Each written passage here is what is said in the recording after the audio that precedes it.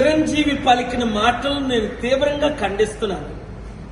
నాకు మనవరాలు పుట్టింది, మనవడు పుడితే బాగుండు. అరే 75 కోట్ల మంది మహిళలు ఈ దేశంలో ఉంటుండగా తల్లులు, చెల్లెలు, అక్కలు ఎంతో గౌరవించిన మన సమాజంలో ఒక పద్మభూషణం పొందిన చిరంజీవి అమ్మాయిల్ని, మహిళల్ని కినపరిచినట్టు మాట్లాడడం కాదా? ఇప్పటికే కట్నాలు కట్టలేక ఎంతో మంది ఆత్మహత్యలు, పిల్లలు కూడా చంపిస్తుంటే తల్లిదండ్రులు మనం ఖండించవలసింది పొగా వాళ్ళని కండోన్ చేయడమే కదా ఇది. వెంటనే చిరంజీవి క్షమాపణ చెప్పాలి. మహిళా కుటుంబాలందరికీ తల్లి లేనిదే పిల్ల లేదురా బాబు, తెలుసుకోరా చిరంజీవి, ఏం మాట్లాడుతున్నా?